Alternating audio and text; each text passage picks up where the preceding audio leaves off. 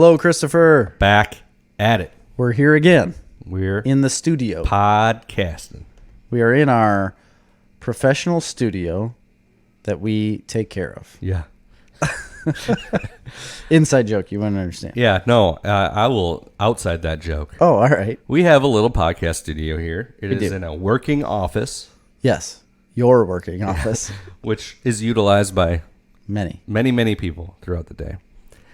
Generally, if we have a guest, we shut the refrigerator off. We unplug the refrigerator. We do. Because it runs behind where their microphone is pointing. And you can hear it. You can hear it it's probably in annoying. this episode. It's annoying. We leave it plugged in most of the time. But if there's a guest, it's the refrigerator's directly behind them, so we unplug it. It's loud. In the last podcast we did, or now it's probably been a couple ago, but Jerry unplugged and dropped the cord I did. I unplugged it. The cord dropped. to where you cannot reach Behind it without the- pulling the refrigerator out. Correct. What happened next, and this was on a Thursday. A Thursday happened- evening. Yeah. What happened next is we never remembered to plug it back in, Right. which happens frequently. It does. But what also used to happen frequently is that we would record on like a Tuesday, Right. let's say, and people were here on Wednesday or around, Yes. you know. And And so- even if you didn't pay attention to it on Tuesday or on Wednesday, Thursday, it was noticed and things Somebody were would fixed. plug it back in, be annoyed at me, and move about their day. Yeah. This particular occasion, nobody noticed it or wasn't here on Friday. Over the weekend, nobody plugged it in. That's a Saturday and a Sunday. Monday, nobody was here, didn't get plugged in. Tuesday, I received word that there is a putrid smell coming from Where- the refrigerator. Why would that happen? Upon opening it, the freezer, which had meat in it, Lots of meat. what had digressed to meat juice, Ugh. which then trickled throughout from the freezer down into the coils and the fans and Yeah. and then down into the refrigerator area where it pooled in a pool of blood in the Big bottom, pool of blood. soaking everything in its path Okay. With just putrid meat with juice. rotten meat juice. That so sucks. it was a real issue. Yeah, that sucks. That's my bad. Yeah, it spoiled some food. Yeah, and meat. It did some bad things, but apparently it still works. Yeah, no, I got it plugged back in. It just had to put somebody on a half a day of bleaching duty. Oh, So well, you know, you come to work, right? these are the perils of podcasting, folks. I don't know if you know it or not. It is. This is something It's that not we all just fun and games. Sometimes it's about rancid meat. a lot of them are about rancid meat. Speaking of non-rancid meat, we had a listener of ours and also a podcast sponsor, Seed and Top Show Pigs. Yes, Seed and Top Show Pigs. That hooked us up with some Pork. fat pork. Did you get yours? I have not, but I did receive a call yesterday that my pork is ready and waiting for me. Yes, I did 2 days ago, so they did mine before yours because they actually, knew. mine was 3 days ago. Now No, that I remember mine it was correct. last What Friday. day is it? It's Wednesday. So yeah, it was a month ago. Oh, when okay. Damn. They called me and they told me Gosh, my pork they, was like, ready. premeditated They actually your no. pork. They said you're the guy from Snarf Talk, right? And I said yeah. That's Yeah. me. And they said we're gonna put it in overdrive. We're actually gonna get it done a week ago. Wow. They went back in time. No kidding. Back to the Future. Going back in time. Gosh, Doc Brown. Doc Brown did your meat? It was Huey Lewis actually, Oh, and the news. He passed away. Oh, no, that was Eddie Money. Eddie That Money was. died. They're like the same person. So if you need some pork, Yeah. I recommend that Multiple you head on slabs over of to pork. Seed and Top Show Pigs, where not only do they produce the finest show pigs in these United States, In the greater they also have some delightful pork Tri-County. for your freezer needs. And I don't know if you know this or not, but if you buy meat from a farmer Okay. and then take it to a butcher shop, it's like a tenth of the price that it is in the grocery It store. is much cheaper. Like I got a half a beef last year. Yeah. And it averages out to like $1.80 a pound. Isn't that incredible? And then you go to the market or the grocery store and you're paying like $5 a pound for ground beef. Ground beef. It's yeah. crazy. Why isn't everybody doing this? And I think the upfront cost is what gets people. Yeah, you gotta lay it all on the line. Right. Let's say you're going in there and you're throwing them $800 for this big chunk of meat, and you're like, man, Well, I've never gotten $800. $800 No, worth of meat. But well, it's happened. I usually get a quarter beef, Okay. so it's like a couple $100. Yeah, it's pretty cheap. And if you happen to start your own famous podcast, sometimes people just give you pork. That's true too. I mean, we did buy it, but We did pay at for a it. discount. But next time, Don't expect a discount if you're Next time ordering it'll your be free. pork. Besides that, yeah. So this episode, I've just got one news story really to talk about, but the rest of it, we had an episode a little while ago that was about the Joker movie. I don't know if Joaquin you've Phoenix. heard of it. It just made all the money. Yeah, it made all the monies and probably an Oscar for Best Actor. Yeah, most Joaquin likely. Phoenix. Chris hated it. Despised basically every part of it because he hates art and he doesn't like me I don't as know a person. if this is an accurate portrayal of my opinion, but He just wasn't as thrilled with no. it But as I go was. back in time. Anyway, Follow the Huey Lewis and the news trail, or just the news. You don't need to follow Huey, but follow their trail back and listen to our Joker review after you've seen the movie because it's filled with spoilers. yes, the whole thing's filled with spoilers. It's all about that one movie. Anyway, we had that movie. Now what we want to do in this podcast isn't necessarily ranking Jokers. Yeah. It's more of us just letting you know which ones we like Yeah. the best. And having a discussion about it. So this is our second Jokerific It is podcast episode. full of joke-tastic material. None of it will be funny. Except for that. Right? Yeah, that was funny. Real quick news story, though. There was a show that came out. It'd be a few weeks ago now, I think. That you would think I would love, right? Really? Oh, yeah, you'd think I would. It's a DC show. Okay. It has the name Bat in it. Oh, Batwoman. But it ends with woman. Oh, whoa, whoa, whoa, whoa, whoa. That's why you don't like it? No, that's not why I don't like it. You sexist. I actually haven't watched any of it, so I wasn't going to give you my review of it. What I was going to It give just you, came out like this week, so. Well, right, but when this episode comes out, it was a while ago. That's Okay. why I said like 3 weeks ago, and you ruined the I movie think I'm going to magic. record it. Okay. I am going to go and watch it because I feel like I need to watch this train wreck of a show. Okay. And if you look at any of the reviews about I have this, not seen any reviews. so it is getting basically like 1-star review bombed on Rotten Tomatoes. And I thought maybe these people on Rotten Tomatoes are just going overboard and doing it on purpose. Is that one of because those they wanna things get though? after it. Like something else came out, Captain Marvel, and they said it got bomb. Right. review So bomb. that's what Is that's that- what is I that what's thought happening? too. That's what I thought too. That's Okay. what I thought was happening on Rotten Tomatoes. Because Captain Marvel was definitely not deserving Then- of the 1-star reviews. I didn't think it was great, but it wasn't. Then I terrible. go, I trust more in the reviews on IMDb. Okay. So I love IMDb. I think it's really good. I like the reviews better on there. I think Rotten Tomatoes is too media driven. Okay. And Fair enough. I think it's like where the crowds go to slam movies on purpose or to like boost them up on purpose. Okay. I don't think they're true, accurate reviews. So I didn't believe that. I thought, no, I'm going to give it more of a chance. So I went to IMDb and started looking at those reviews. And they do star reviews out of 10 stars. And it has 3.2 out of 10 stars. Ouch. So I started reading the reviews. And this is out of like 14,000 reviews recently that I got.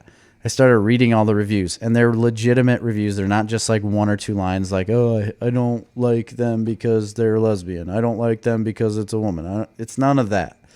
They literally give you, all of these reviews, give you a breakdown of the characters, of the TV show, like of everything. And it sounds awful. Really? Oh my gosh. Everything about it. They said every single review talked about how terrible of an actress Ruby Rose is. She seems really bad from the trailers. She looks like joyless and just expressionless. They said the content of the episodes are just not good because, so she's a very skinny and petite woman as it is. And they show her just, taking control of like 5 different men in a fight scene, just manhandling them, throwing them around. And they said just a few minutes later in the show, a smaller blonde woman manhandles her, just throws her around.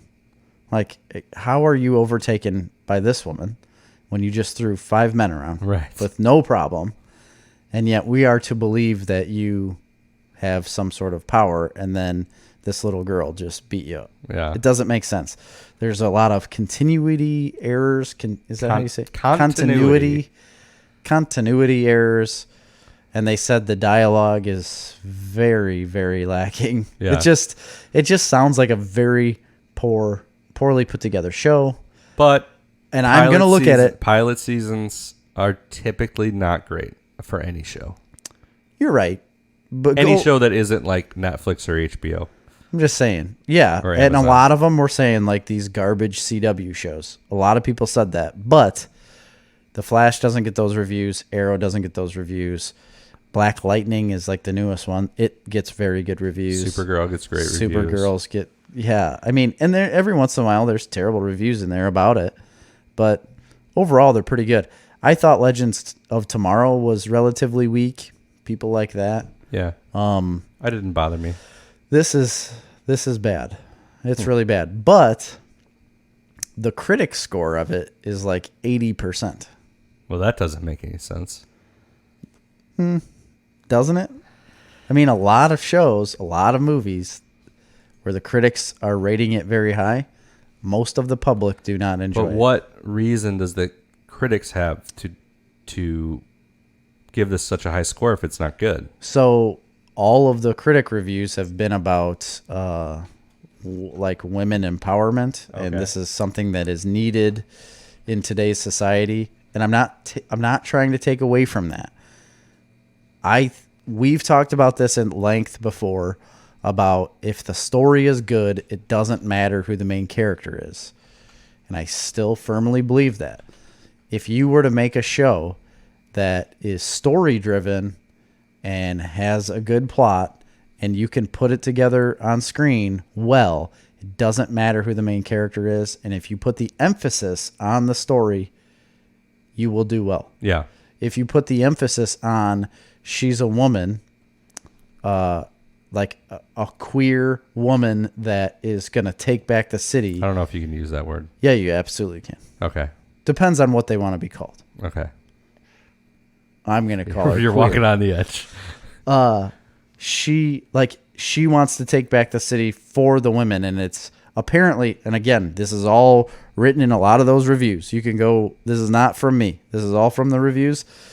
They all say that they are literally pinning men as the worst people in the world, which maybe some of us are, but I don't know. In that TV show, why do you have to do that? They also pinned police officers as terrible people. They like say it in the show, and they replace all of police with private security in the show because they say that the public police are bad people. And it's just, I don't know. I feel like it's playing to a lot of the media-driven problems in our society. However, that being said, and that's aggravating to me. It doesn't have to be for you. There might be a whole bunch of people where they want to see that. That's what resonates with them. And if they get something that's for them and they enjoy it, that's great. We're going to find out how many of those people there are. Yeah. You know, are there enough people?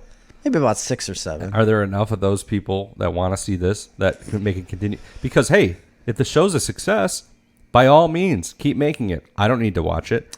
I'll give it 100%, a shot. 100%. For sure. And that's how I felt. Like, I thought I was going to love Legends of Tomorrow. I don't really care for it, so I quit watching it. You know, but a lot of people like it, and it's out, and it's still running. Like, I mean, there's no doubt. All of tons those of shows. CW Berlanti shows are a little cheesy. Yeah. I like the cheese. It doesn't bother me. I mean, I always liked Arrow, but Arrow would get into certain points where it became like a super soap opera. Yeah. And more so than even Flash, which doesn't. Flash does too, though. Definitely does. In a way. So, you know, we'll see. Now, there is also big news from the CW Berlanti universe as they just keep going. Yeah, they do. They don't stop. I think there's... Can't stop. Is it won't 6 stop. shows within 10 years they've had 6 shows. I think they get Arrow, Flash, Supergirl, Black Lightning, Legends of Tomorrow, Batwoman, and now they have a 7th one coming out. They're spinning off and rebooting Arrow, and it's going to be basically like Birds of Prey, I guess. Oh, yeah. And okay, it's the new Green Arrow, which is apparently a girl, but I don't know who. Yes. And then Laurel Lance, I think is she Black Canary. And then there's a couple other female, so it's all female cast of black. I don't know if it's yes, I did see that because I don't it know is if there's like Huntress. the Birds I of think Prey. Huntress might be in is it. So it's basically Birds of Prey with Green Arrow, which they'll probably do better than the movie Birds of Prey. Yeah, that looks rough. It looks bad. So I mean, they're doubling down on it, and we'll see what people think of it. Yeah, that was my only bit of news, really. Let's get into the meat. It just and potatoes. looks sad. So the meat and potatoes, once again, is our takes on like what our favorite Joker iterations are. In light of the super successful movie, we thought it was worthwhile to sit down and talk about some of our favorites. And I think it's worth noting when it comes to the Joker and the new Joker movie and all the iterations of Joker, be it comic books, video games, movies. Yes. It could be any of those things. One of my favorite things about the character is there is no definitive take. There's 100 different takes on the Joker. Every writer, producer, director, they've all put their different spin on it, and that's fine. It's like literally one of the only characters that's so malleable that you can just do it in completely different ways. Yes. And that's why one of the things I've always found interesting about the character, and to also take a character that seems so ridiculous, but somehow manage to always make the Joker to be a massive threat. And that to me is, I think, the biggest takeaway of this character. The reason why I love him so much. Again, I'm a huge Batman fan, and of course I would like the Joker, right? Like if you're a huge Batman fan, most people do enjoy the Joker quite a bit. The reason I like him so much is that it is a character that you would think is just ridiculous. Yeah. Why would you want to like something? But the story behind him is always so good. Yeah. And we had talked about it in our review of the Joker. You had said it, that there's never been an origin. It's always been this guy. There's like this. been origins. Right. There's no like definitive canon origin for the Joker. Right. It's just, he is the Joker. He's around.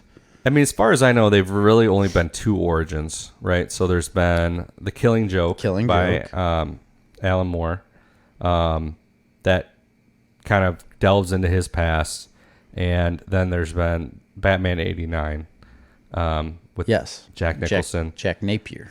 Yeah, where they do give his origin in that. And those are really the only 2, and they're not the same at all. No, they're not.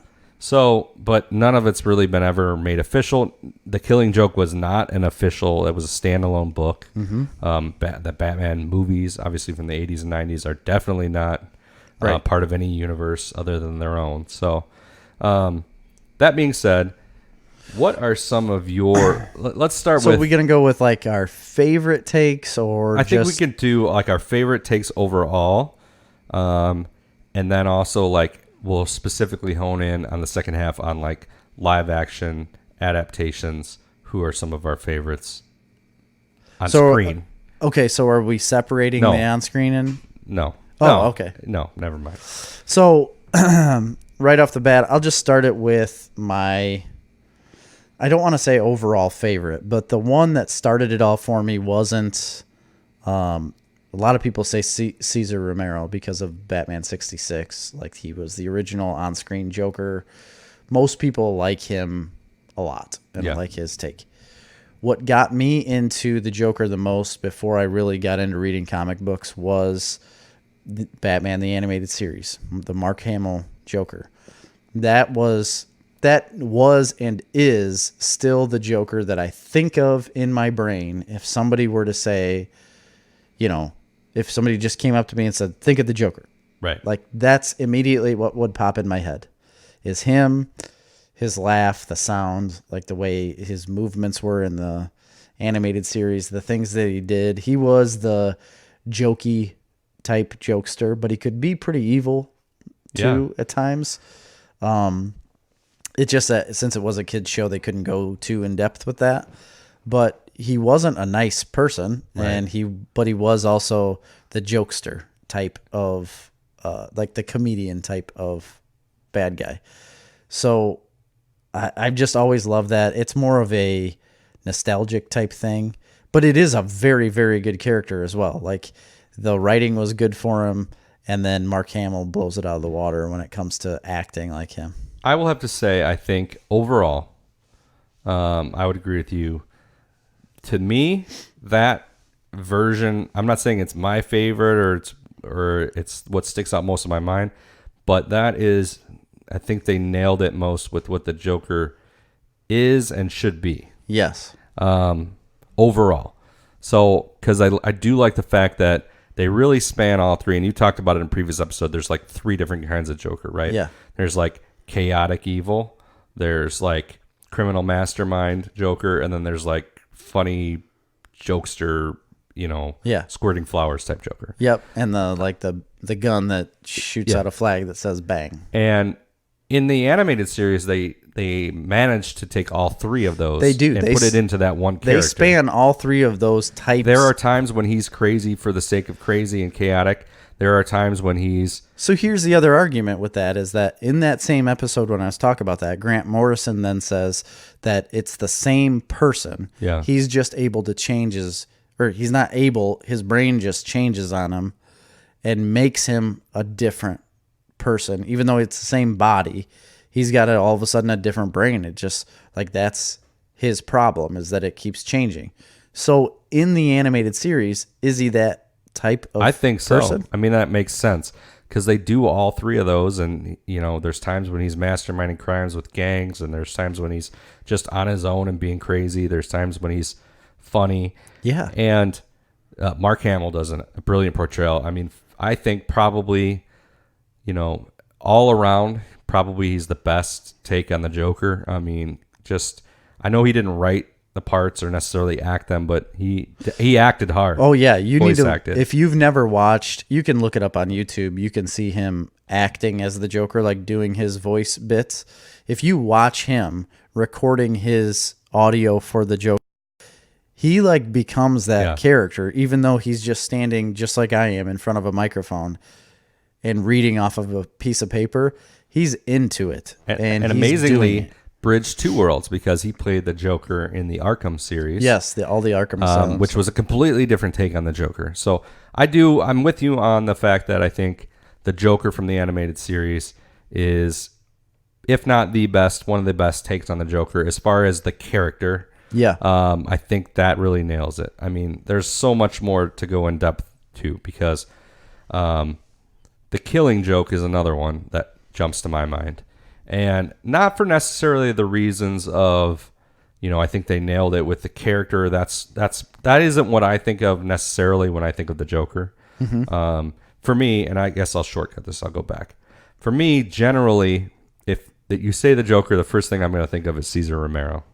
Okay. And I don't know if that comes from watching that show as a small child. Probably. But, if you went back and watched those now, I mean, as visually as the Joker, like I see that a lot in my mind. However, that honestly is interesting because if you go back and watch that show, he's not really the Joker as much as the Riddler is the Joker. You know what I mean? Right. Like it's just, he plays it differently. I think he does a great job of it.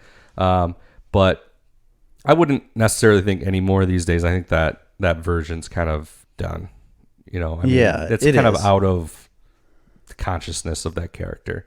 And I think, I think people want so much more out of that character than what was given in that show. Yeah. So, I mean, I do think a lot about the Killing Joke, and the one thing that always gets me in the Killing Joke portrayal of the Joker is like the obsessiveness, the need to torment So the idea behind Yeah. the Killing Joke, and you should definitely go read it. And this isn't going to be a perfect summary here, and spoilers, because it's definitely not worth spoiling. But there is a part in that movie where he shoots Barbara Gordon. Yes, or comic book. Commissioner Gordon's daughter. But he doesn't really, and tortures. Mm-hmm. And his main purpose for doing that is just to torment Batman and Commissioner Gordon. Just like hang it over their head and just torment them. And he brings, his whole idea is he wants to bring Batman to the brink of his code. Yeah. And all he wants to do is for Batman essentially to kill him just so Batman breaks his code. So he can do it. That's yeah. like his ultimate goal. And I just think that's a really cool idea. It isn't necessarily like going in depth like, oh, that's the best portrayal of the Joker, but I just think that's a great idea. And it does reverberate into other iterations of the Joker. It's definitely been, other things have been based on that for sure. But the idea that, he has an obsession with death and he has an obsession with making Batman break his code. Like there is many iterations of the Joker where all Joker wants is for Batman to kill him. Yeah, And absolutely. I think that's cool. I also have the Killing Joke on my list of the favorites, and rightfully so. I think it should be on anybody's, but I agree with you. Like that's the biggest point, is that he is trying to get him to break his code. Like that's all he's worried about. And he has, in every iteration that you'll see of the Joker, there's one constant, and that is where he just has an obsession with Batman. Yeah. It's not anything else. It's just an obsession and like weird love for this person. And I think that's, I just love everything about that. If I had to take, I guess if I had to take like a comic book Joker that is my favorite, and I will say it's my favorite out of the comic books because I'm that kind of guy, I'll tell you it's my favorite. And I like the doom and gloom.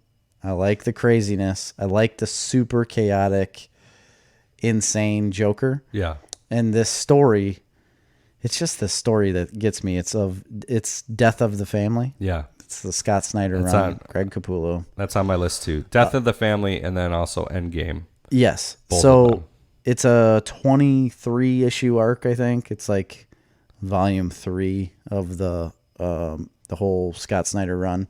And then there's a break between the two with 0 year or something like that. But so it's like a playoff of like Death in the Family is when he kills Jason Todd, he beats him with a crowbar, and then now this one, Death of the Family, he finds out, or he's letting Batman know that he knows the identity of all of his friends. yeah. So that's like Nightwing, Robin, Batgirl, Batman himself. He knows who Alfred is. He knows all these people, and he rounds them all up basically and attacks them. And before this, though, his face has been removed. Yeah. So the Joker's face is taken off. And for a while, all you see is just like a meat face guy.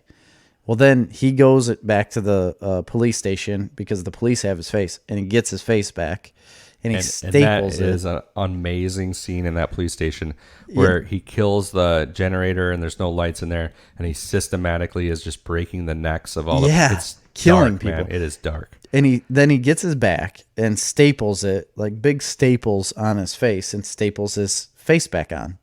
And then, so throughout, like I said, he's tormenting Batman because he's finding out who all these people are. He says he does.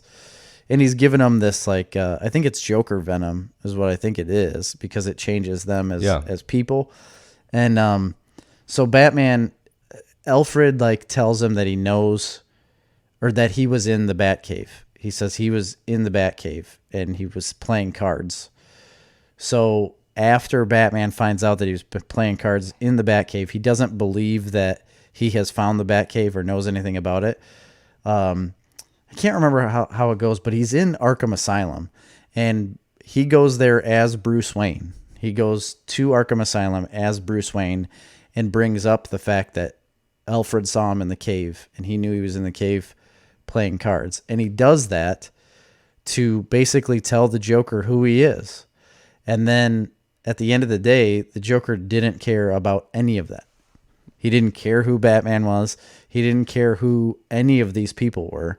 He literally only cared about driving him completely insane. Right. He didn't care about any of it. It wasn't like he was going to go run around the city and say, I found out who Batman was. I found out. And then he finds a book of the Jokers because the Joker said he wrote down everybody's names and who they were in this notebook. And throughout the whole series, he's got this book. And Batman eventually picks it up and gets it back, and there's nothing written in it. Yeah. Because he didn't give a shit about any of these people. He just wanted to drive Batman insane and make him completely crazy. Which he does. And he does. And it's unbelievable. And that's a great one. And I actually almost like Endgame better. Or not better or worse. It's just I like that one too because it really escalates. Because I love an Endgame where it shows you like the true power of the Joker as like a force. Yeah. I mean, he at one point in that book, and correct me if I'm wrong, he turns the entire Justice League against and it escalates. And I really love the ending of Endgame. Yeah. There's a lot of that obsession and love and interplay, that obsession that Joker has with Batman, and him bringing up over the fact that, you know, the only reason he exists is because Batman exists. The only reason that Batman exists is because he exists. So I think Scott Snyder really nailed it, and that obviously also one of my favorite takes. I just can't get over that writing. To me, once you read all of it, and I don't know, like this is where you can get where we've said it a billion times. Like if the story is good, it doesn't matter who's on the page. And if you just read it as what it is, it's literally a battle between two people that just cannot stop obsessing over each other. Right. And Batman's obsessing over him because he is an evil person and he's doing bad things. But then again, I don't know if I really believe that Batman would go around at this point in his career. I don't think he would go around as much as he does. Like, I don't think he would take it quite as seriously or quite as obsessively as he does if the Joker wasn't there. I don't think he would need to. Right. You know? And it'd then just be regular crime. The Joker actually is always kind of bringing up good points. He's like, you know, you're causing this. Yes. By not killing me. And that's like the ultimate joke to him. You know what I mean? And here's the thing. I heard it just today, actually. What was it on? I think it was on a geek history lesson, actually, that Bill Finger, so there's an argument on who created the Joker. So Bill Finger, Bob Kane, and then another guy, Tom something that starts with an R, are credited with creating Joker as a character. And then if you talk to Bob Kane, he basically solely created him because that's the way Bob Kane thought of everything. He solely created. Bill Finger gives his own story. But anyway, Bill Finger only wanted the Joker in the first two issues of Batman because he said he didn't want a character that constantly came back because it would look like Batman can't do his job. Right. Well, he was overthrown by DC at the time, and whoever was in charge of, you know, DC at the time just told him, no, like we're going to keep him back, keep him here. And it was like 16 out of the next 20 issues, the Joker was in them. And he just constantly kept coming back. And Bill Finger hated it because of that. Because he just thought it was ridiculous that you have this Batman character that is the best detective and can defeat all crime.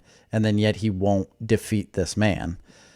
But I think that's what's grown the Joker as a whole. Like that's why everybody loves the Joker, is because he's like ever present. Right. You always know at some point he could come back. Like everything could look good in the comic book runs or in a movie. Like everything could look good. The Batman's won the day. The Joker's still out there. Right. You know, even if he's in Arkham Asylum, it doesn't matter. He gets out somehow. And I recently watched animated movie, Return of the Joker, Batman Beyond Return of the Joker. Oh, yeah. Which a lot of people point to that they really like.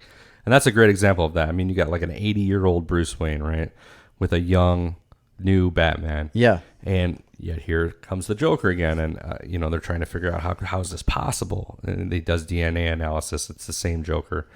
I won't give away the ending of the movie. I wasn't crazy about the movie overall. It's a good movie, but like you said, he's just in that take on him. They really give him the credit of the being the mastermind. I mean, he really has planned this out, has a handle on technology and is very smart. Yeah. And so that's interesting.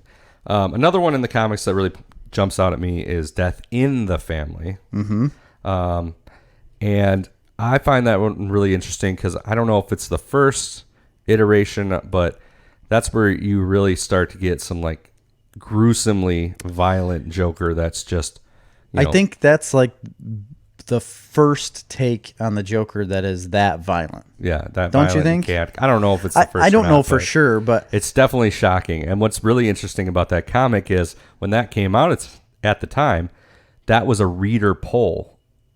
It was a reader. That's right. Vote. They wanted to see him die. They had a vote whether or not Jason Todd should be killed. Yeah, and the readers voted yes. Yes. I forgot about that. And so that's what they did in the comic, and it was a shocking book. It's still one of the best. The cover is amazing. Yeah, it's a great book. Another one that kind of jumps out to me, which you probably wouldn't think about. We talk about this obsession and love that the Joker has for Batman, and I think one of the best examples of it, crazily enough, is Zach Galifianakis and the Lego Batman movie. I think that's a great Batman. Yeah, it's a great Batman, and Zach Galifianakis plays the Joker, and I think he does a great job of it. But the writing for that movie is such that they really play up on the fact that the Joker's in love with Batman, and Batman's in love with Joker, and just he's got this obsession for him. And I think they nailed it on that aspect, and that isn't every iteration of the Joker, but it's one that's kind of become more popular. It's recently. very popular. So that's one I always think about. Yeah, I agree with you. I think that is very good. It's really fun to watch. It is really fun to watch, and Zach Galifianakis does a really good job at that. I didn't even think about it. Actually, I should have, because I do enjoy that so much. Another good one to check out is The Man Who Laughs, which was actually it's kind of an origin take. It was kind of a spin-off of Batman Year One. It was written by Ed Brubaker back in the early 2000s. And if you know me, and you're a big fan of love me some Ed Brubaker. I enjoyed that book. It's not probably one of my favorites, but it's definitely interesting. I haven't reread it in a while, so I definitely want to reread it. But so if we're talking live action, we've talked a lot about the comics. Or unless, did you have more comics? No, I think we could go to live action. I think that's if you're fine. talking live action, what's your favorite, or I don't know, what portrayals jump out at you? What are the most notable, I guess? Well, I mean, right now the whole Joaquin Phoenix one is obviously fresh in my brain. Yeah. Now, for me, that one's tough because I think it misses a lot of the hallmarks of what I want or expect out of the character of Joker. Right. So what I was going to say is what I think that Joker can become will be great. Yeah. If they make more. I like that movie, but I don't think he's Joker yet. Until we had said in the review, the very last scene when not the very last scene, but close to the end, he's standing on the car and realizes I've done all of this, and now you're it's you're my people. Yeah. And I'm in charge of you. That's when he becomes the Joker in that movie. All the rest of it is just building up to that and a normal man. He's just Arthur Fleck. Isn't it Arthur Fleck? Something like that, yeah. That's all he is. So to say he's one of the best Jokers, a lot of people have said it. A lot of people have said, it's better than Heath Ledger's Joker. It's way better than that. It's the best portrayal of the Joker. He's not yet the Joker. So I think a lot of people that are saying that don't really know a lot about the Joker. Right. But they're more just talking about the performance. it's a phenomenal performance. Yeah. But to me, like, if I think of a performance, I think of Jared Leto. No, that's not true at all. He's terrible. I will go on record and say he's terrible. Don't ever watch That it. was very disappointing. And he's barely in that movie when Yeah, they kind of he's- pitched him being in it way more. It's ridiculous. I don't think it's his fault. I think he tried the best that they gave him. I actually think he acted it pretty well. What was ridiculous was, to me, the look of that character goes against everything that the character stands for, really. Yeah, He's got like the tattoos that say ha ha ha, and he's got like a smile on his hand tattooed on there, and he's got like a grill, and I'm like, that doesn't make any sense for the character. The way he looks the way the Joker looks in Endgame, like Batman Endgame, and the Jared Leto Joker are somewhat similar, though. Kind of. Without any, like, you'd have to take all of the tattoos away and the grill away. But his hair, Yeah. the way it is, like slicked back, the super white skin, that's kind of similar. He just doesn't dress the same way and whatever. Anyway, I didn't want to talk about that Joker at all because it's terrible. I was going to bring up Heath Ledger because overall, if I'm going to watch a Joker on the big screen or on my screen at home, it's incredible. Yeah. Like what he did with that character, I think is incredible. He gives you backstory in the movie. He constantly gives you backstory though. And when you hear the first backstory about like my dad was a drinker and like how he got these scars. At first I was like, "Oh man, like that."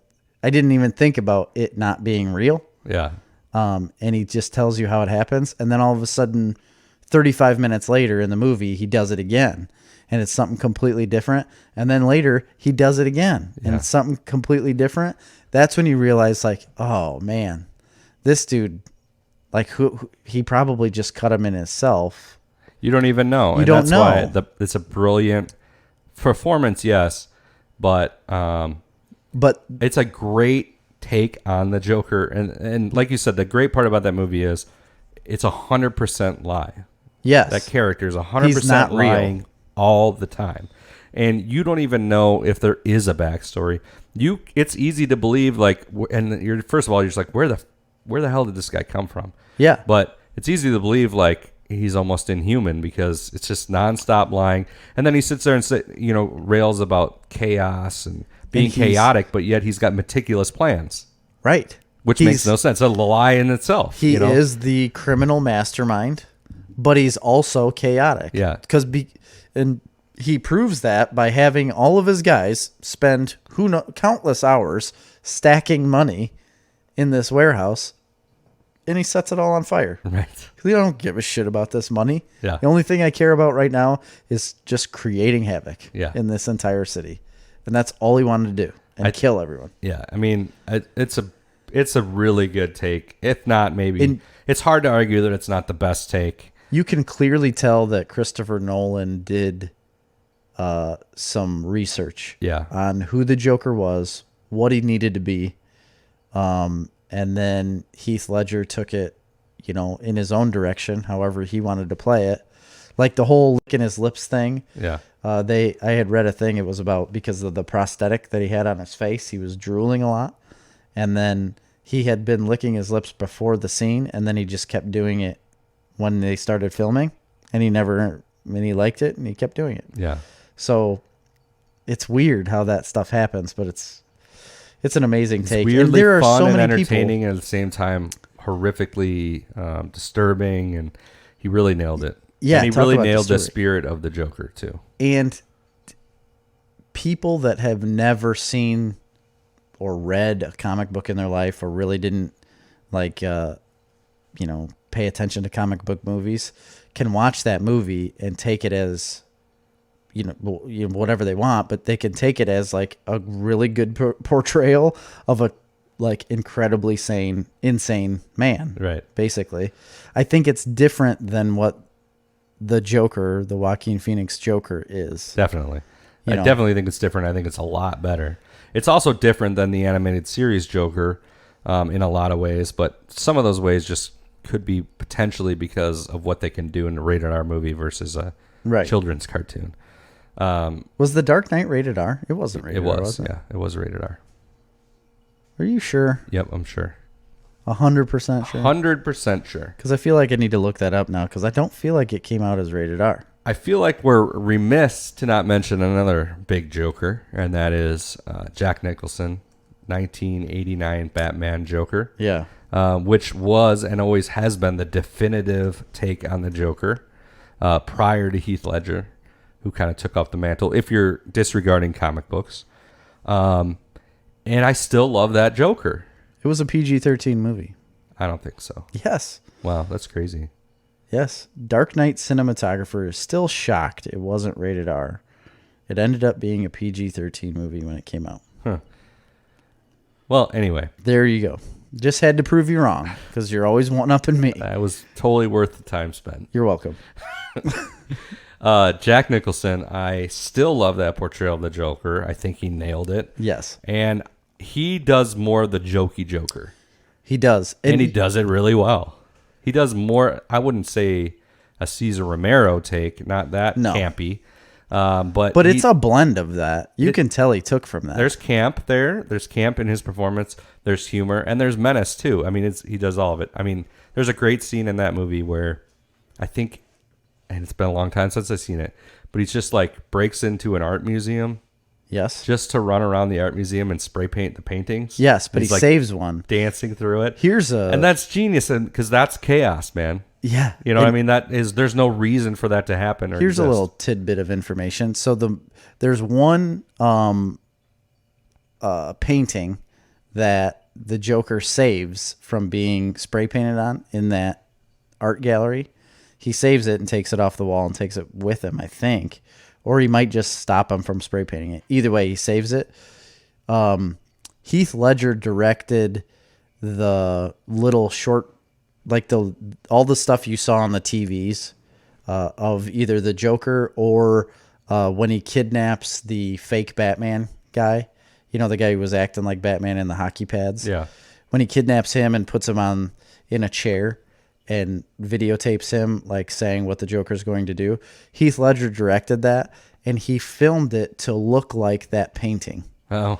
And because the way they set up props in the back and the way the guy's sitting in the chair, it looks like the painting that Jack Nicholson saves in that art museum. Just a little inside baseball there. Take. That's cool. Yeah, you're welcome. But I do love the Jack Nicholson Joker, and I don't think you can say, "Oh, Heath Ledger came around and he destroyed made that character amazing," so we can just disregard that. No, and that's a great thing about the Joker. There's many different takes. I think that was a brilliant portrayal. I think, but for me, I mean, at least in movies, I mean, I think Heath Ledger nailed the character as far as the menace and the chaos, but also the ability to mastermind things. I thought that was really cool. In animation, it's hard to beat Batman the Animated Series. And for me, in comics, I mean, although there's The Killing Joke and Death in the Family, The Man Who Laughs, there's a million other Joker things. There's an interesting one out now that is White Knight, where Joker becomes kind of a good guy. I still haven't read that. I need to read that. That's interesting. For me in the comics, though, I know it's new, but it's hard to beat that Scott Snyder Death of the Family and Endgame runs. I mean, there's a lot of true menace there, and I do love that idea of the obsession with Batman. And then, again, with The Killing Joke, the idea of his only purpose is to drive Batman to the breaking point to kill him. Right. To break his code. I really like that. That's a really good one. And I think Alan Moore has famously gone back and said he disliked that book. Alan Moore's insane. But he does that with everything. He basically hates everything he's ever written. And he really hates DC. Other things that have come from that. He hates all the Watchmen stuff, like the movie. Yeah, and the show he's been like adamantly against all Watchmen stuff. I'm sure he probably hated the animated. If you don't want to read The Killing Joke, there's an animated movie that's pretty spot on. It's pretty went much to the theaters exactly to watch the same thing. Very good. I think the book is a little more menacing in its tone than the movie was, but the movie's great. The ending is, I'm not going to give it away because it's so great, so man. good. It's so good. It's definitely going to be an ending that you're just like, what? Yeah. It's like an unforgettable ending. So I don't think this is a ranking anything because I just don't feel like you can. I don't think it's possible to rank any of these Joker portrayals because they're all different from each other. They're all very different. I could it's rank like, them. I don't know if I could do it because I don't think I could put Heath Ledger below Death of the Family Batman Joker, and I don't think I could put Death of the Family Joker above Mark Hamill's. You know, like I just don't know. I think they're all You'd have to separate them all into different categories. I think very meaningful to me because, like you had said, at some point we would probably rank these, and maybe I could throw numbers on them, right? Just to do it for an episode. But I don't know if it's true or not. Yeah, you know, I really don't. I don't know if I could do it. I guess I'd really have to abandon my life, lock myself in a room, maybe a closet of sorts. Just study this insane man. Maybe become him. yeah, maybe. You know, if I'm going to be an actor one day, an actor. I think I have to be method enough. Yeah. To become the Joker, and create chaos around Grundy County. I don't think you could be the Joker. I think I could. Why? I don't know. I think you'd be a better Is it a Batman villain? I'm going to cast you as a Batman villain. Sure. Calendar Man, Egghead. No, I was Condiment King. Yeah, that's a good one. No, I was going to say the Catwoman. What's the ventriloquist guy? The dummy. Thank you. I appreciate you. But you're the dummy. Yeah, right. That's what I assumed you were going to say. No, I think it's called the ventriloquist. Yeah, I think so too. I think you could pull off Penguin. Penguin, huh? Yeah. Penguin. Like the Danny DeVito Penguin? Danny DeVito Penguin. Or like I could see you walking around being like, I'm hideous. Look at my fused hands. And I'll just eat random dead fish. Yeah. I don't like fish like that. I like sushi, but really want to go back and watch the Joker movie. Made me want to go back and watch The Dark Knight and 89 Batman. Yeah. I mean, I always want to watch 89 Batman. Yeah. Really. The Joker is the star of that movie, by the way. It's not really a Batman movie. It's basically Which one? 89 Batman. Oh, yeah. It's basically a Jack Nicholson, the Joker movie. I mean, it's kind of that way. I think they share leading roles in all of the movies, don't they? I don't know. I think they do in Dark Knight. Yeah, oh yeah, for sure. That's more of a Joker movie than. I like the new Joker movie though, and I want to see it again. I need to see it again to really grasp. I'd see it again, but for me, and as I've said in the previous review, it's not really Joker to me. I think you could have called that movie The Clown, and it had nothing to do with Batman, and it would have been fine. It would have been the same. But the idea was to tie it into. I like that they tied it in. I think that's interesting. I'd just like to see where they go with it, if they go anywhere with it. I hope they do. It's hard. I really hope they do. I think it's silly that they're going to make all this money with this movie and then they won't do it again. Yeah. Bull crap. I don't know. It's hard to say. Because at some points, I'm like, I feel like it's too cliche to say like the Heath Ledger Joker is the best portrayal. But then then you watch it and then you're like, yeah, that's pretty good. But yeah, you really got to go to. I guess if you're saying like live action portrayal of live the Joker, action, yeah. Then comics completely are different. You can do so much more with that character in the comics. It's mind blowing. If you're remotely interested in the Joker, that's what I'm saying. You then need how do you rank to read the comics. Honestly, you need to go read that Scott Snyder run. How can you honestly tell me that you could rank them when there's just so much stuff out there? There's so much that I haven't even read. I looked up a list of like the top 20 Joker comic stories. I probably haven't read 10 of them. Really? Yeah, a bunch of them are like older ones. I've read 100% of it. Really? All of it. No, not in the slightest. I just learned how to read like 2 weeks ago. Yeah. I don't know if you knew that. But I've read a lot more other stuff than Batman stuff in the first place. So, Yeah. you know, we didn't even mention the Dark Knight comic Joker, Yeah. which No, kind we of didn't. takes a page from the Joker movie, kind of borrows a scene from that. Not exactly, but Which the scene in the television studio. Oh, yeah. Well, yeah, that's true. Except he kills the entire audience. Doesn't he gas it? Yeah. Gas the whole audience. Yeah. And everybody thought it was part of the show. Right. And they were laughing along with it. And then he literally just kills like 100 people and leaves the room. Yeah. I don't know why. For some reason, I liked the Joker in that portrayal, but it's not really like the main. I guess it is kind of the main focus, a part of it anyway. Yeah. So it's hard to say. Yeah, he's really good. I don't know. I think I would put Heath Ledger as my favorite on-screen portrayal, but I'm not going to rank him. So there you go. So there you go. There's the Jokers. Let us know what your favorite is, and if you haven't read some of those comics that we've mentioned, Killing Joke, Death in the Family, Death of the Family, Endgame, The Man Who Laughs, and there's a million more we'll probably think of later. Go read them.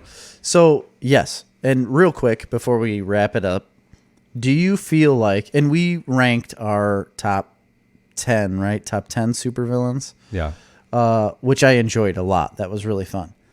But do you think there is another villain that is similar to the Joker in depth or, I don't know, like what type of character he is? Like, is there another one that, especially like in the Marvel universe? Like, is there a Marvel ripoff of the Joker?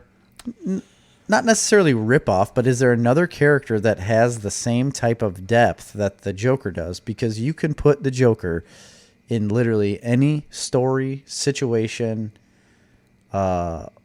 whatever, and he's going to work in it because he can be anything you So want him malleable. to be. Yeah. I'm sure there is, but nothing's coming off the top of my head. No? No. I don't know of one. I don't know of one that's on the same level as that character to where you can just use him any way, shape, or form, and it makes sense. Yeah. Yeah, he's fought Superman. I mean, he's fought the Justice League. He's fought... And you can't get rid of him. Yeah. And that's what leads me to believe that he is superhuman. that He's he not is supernatural. Right. I honestly think, like, sometimes I like to think of him as, like, the spirit of chaos. Like, I don't want to say a demon or, like, some sort of supernatural being. I mean, especially in, like, the Scott Snyder run, right?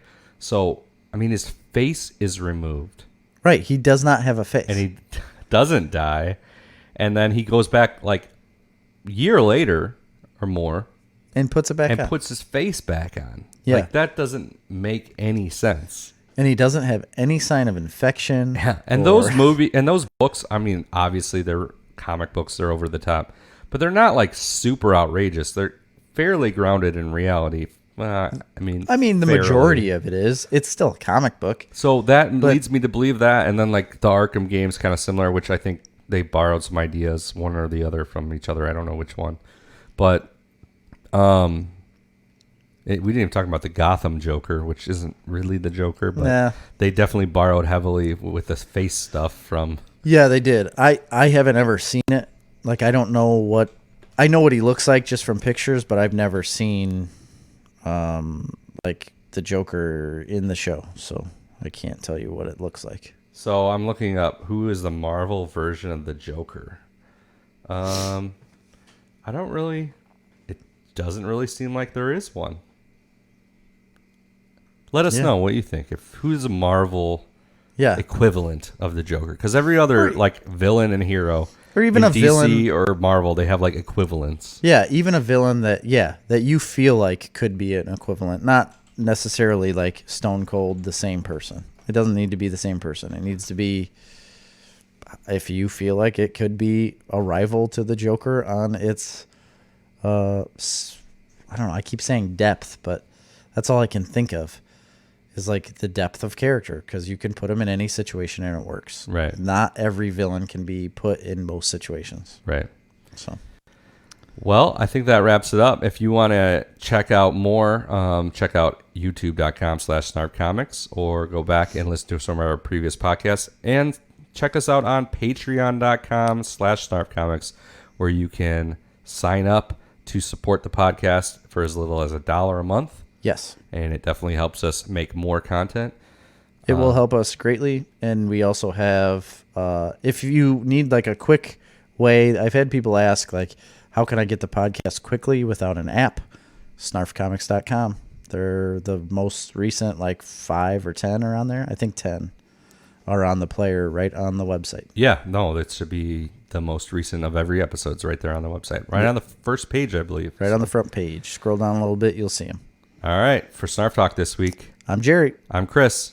See ya. See ya.